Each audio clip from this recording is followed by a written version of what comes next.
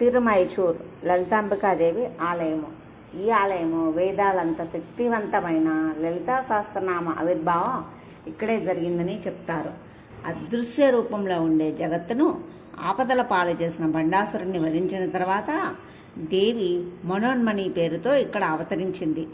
ఆ విజయం సందర్భంగా అమ్మ వాగ్దేవులను, వాసిని దేవతలను సృష్టించింది. అచ్చంగా ఆ దేవి వంటి వదనాలే గల వాగ్దేవతలందరూ ఆమెను 1000 విధాల నామాలతో, సహస్రనామాలతో స్తుతించారు.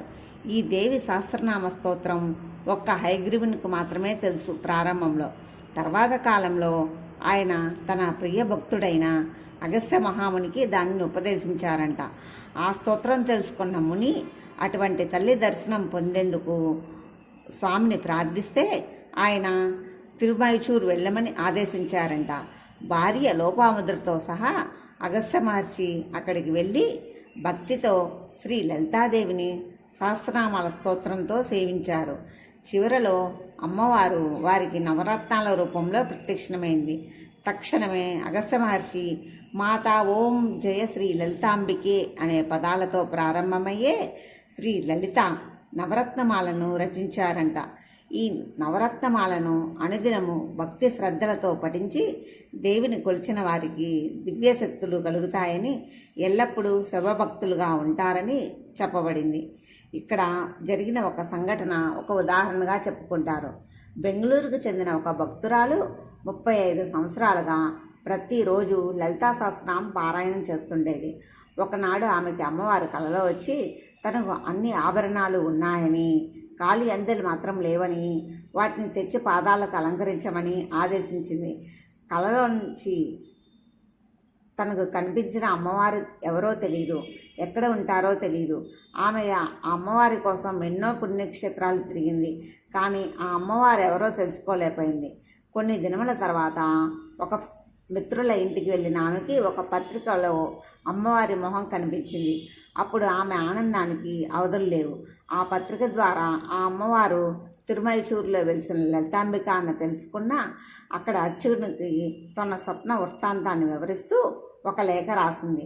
అందులో ఆమె ఆదేశాన్ని కూడా తెలియజేసి అమ్మవారి పాదాల కొలతలు తెలుపమని, తనకు దేవి అనుగ్రహించిన ఆ మహాభాగ్యాన్ని చేసుకునే అవకాశాన్ని ఇవ్వమని కోరింది.